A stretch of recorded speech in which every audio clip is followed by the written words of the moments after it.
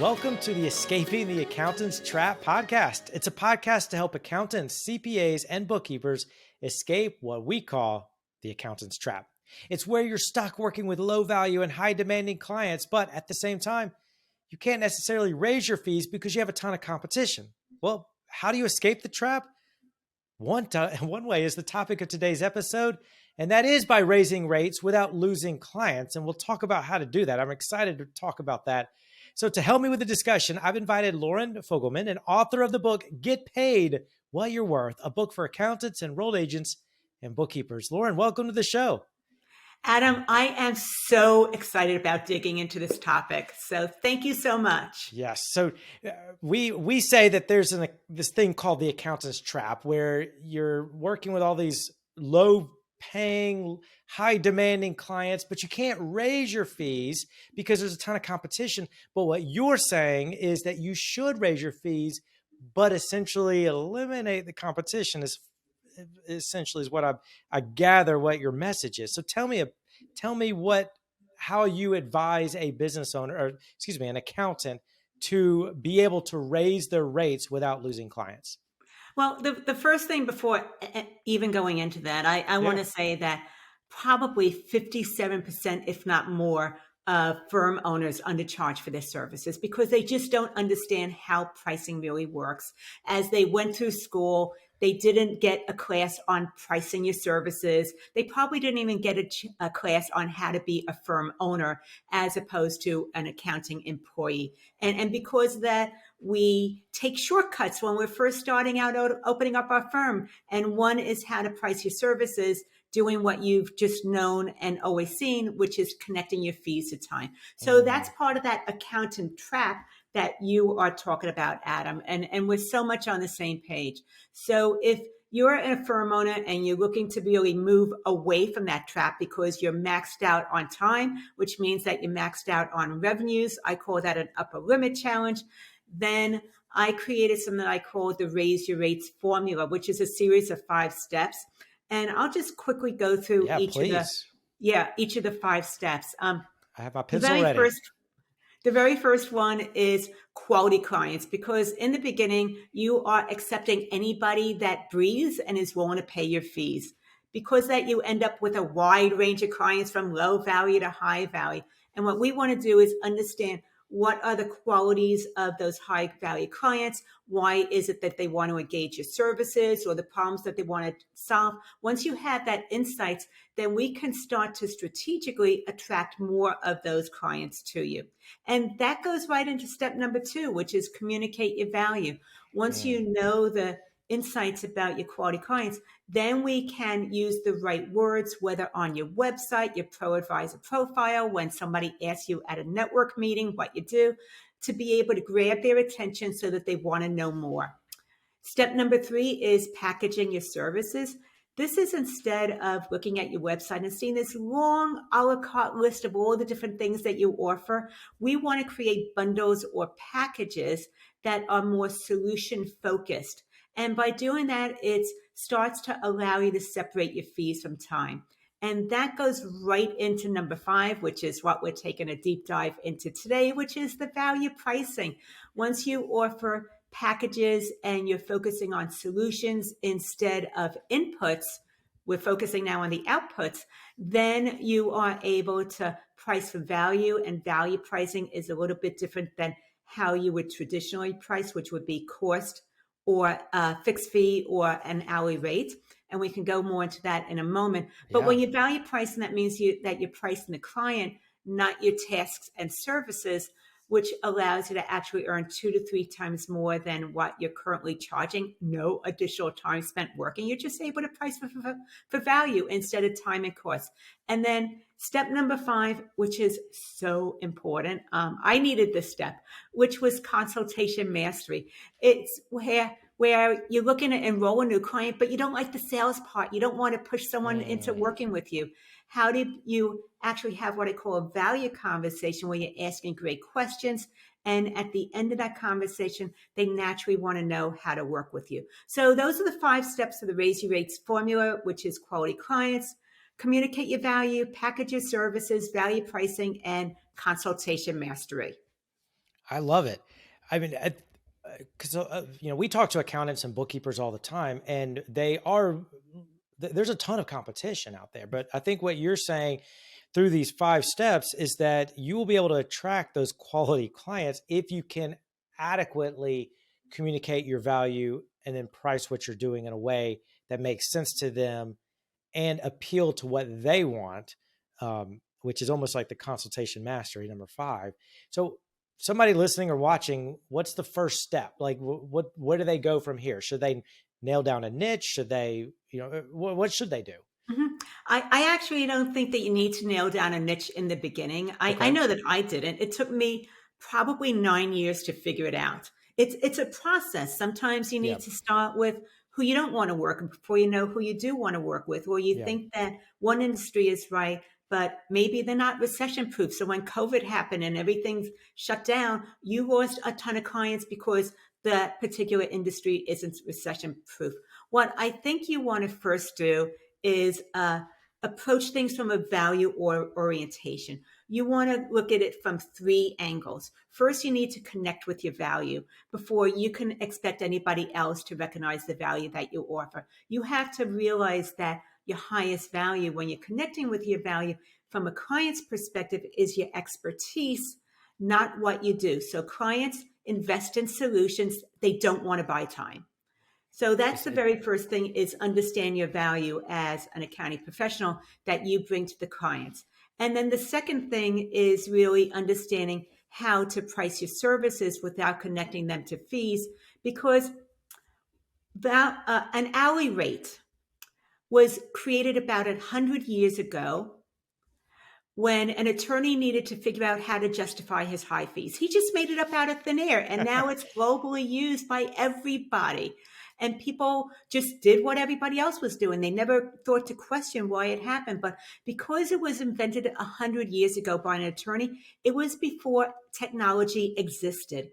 When you connect your fees to time based on something that doesn't understand technology, then as you gain efficiencies by using different software, as you gain expertise and you become faster at what you're doing, then you get punished because now you can charge less because you don't take as long to do it. So I believe that that's part of the accountant's trap, is connecting your fees to time.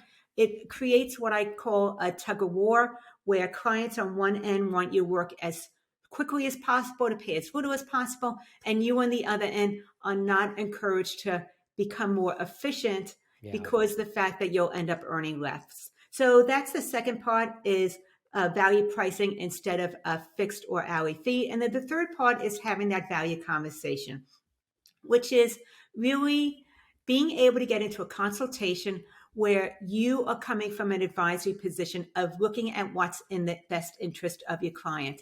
And you do this by asking certain questions that have them recognize your value. And it's not so much about the tasks, the functions, how many bank accounts they have, when they last filed their tax returns.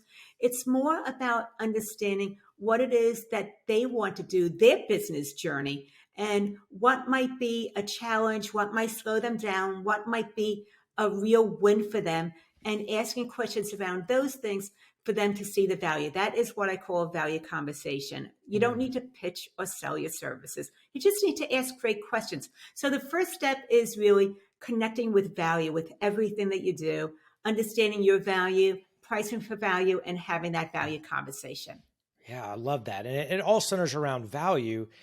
People we say this all the time in some of our trainings, that people don't buy drills for the drill. They want what the drill provides, which is the hole. People Mm-hmm. don't buy 1/4-inch drills. They buy 1/4-inch holes. And the theory is exactly what you're saying, is that Mm-hmm. a business owner wants their financial professional, whether it's their accountant, CPA, bookkeeper, to give them what they feel is valuable, not what you feel is valuable. And what most accountants say is valuable is, like you said, on-time books and accurate bookkeeping, and we'll reconcile the accounts and we'll make Yep. sure the chart of accounts are clean. Business owners don't care about that. They don't value that. So you've got to speak in a language that they value. So So in terms of the very You know what, first, Adam, oh, I go just ahead. want to add one more Yeah, thing to please. that, is that you value that because that's where you spend your time, energy, and effort. Yep. But if you speak to the majority of business owners, they don't really get it. And when you It's true. start geeking out too much on all the tasks and the tactical steps that you do, you overwhelm them, their eyes glaze over, and they just can't wait to look at their phones again. Totally. So we need to focus on what's important to them instead of the inputs or the functions, which is what's important to you. So, Yeah. so I appreciate you letting me clarify that. No, I'm glad you did, because I think that's a very important point that especially accountants gloss over, because accountants are sort of, black and white, that it's either A or B and there's no Yep. middle ground. And there is a middle ground, because your clients are, even though they're business owners, most people buy on emotion and justify with logic later on. It's Mm-hmm. why every car commercial, you see an attractive couple with their very nice looking dog going up to a very expensive house in the fall Mm-hmm. and the leaves and all that. They're not talking about the insides of the engine and the material that makes up the leather of the seats. They don't, because nobody cares about that. Exactly. They want the value, and essentially what you're saying is, in all of the 5 steps, it's all centered around talking, pricing, positioning, Mm-hmm. the value From the client's point of view. from the client. And that's an important point. So explain what you mean by that, the client's point of view, because not everybody has the same value. Mhm. I agree with you. Not everybody has the same value. It's part of why you really want to understand your clients, and you can do this without having a niche. The niche goes into the demographics, which is where they live, what they do, education level, marital Yep. status, all that stuff that we hear about. But what's even better is the psychographics. The psychographics are the qualities of the characteristics about your best clients. And that is so important because some clients are a dream to work with. There's just this energy. You get each other, or you're able to work together really, really well. Whereas other clients, as soon as you get a communication from them showing up in your inbox, it creates anxiety. It throws off your Yeah. entire day, and you didn't even open up the email yet. You just saw Never the had that name. happen to me.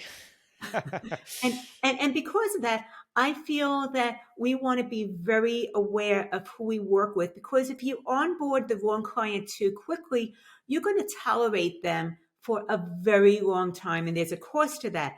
There's the stress of working with someone who doesn't respect you, or they nickel and dime everything that you're doing, questioning you. They don't follow through. They're late for everything, including paying your invoices. The other part is that they are probably looking for champagne services at beer prices. So Yeah. they want a lot, but they want to pay a little. Yep. And the other part of it is they just take more time because they want exceptions, or they don't get back to your communications in a timely manner. So those low value clients might have helped you get your firm off the ground and started. But by saying yes to everybody, you're actually doing a disservice, because by tolerating those low value clients, it's keep you working more closely with those clients who are just a dream. Yeah. I love that. And along the same lines with that, so there's we know a lot of accountants out there who took on those clients, those low value clients, and they've never raised their rates since then. And That's so, they often want to raise their rates months or years before they actually do so. How do you advise, or how do you coach your clients when they're ready to raise the rates, or they want to raise them, they just don't know how? mm-hmm.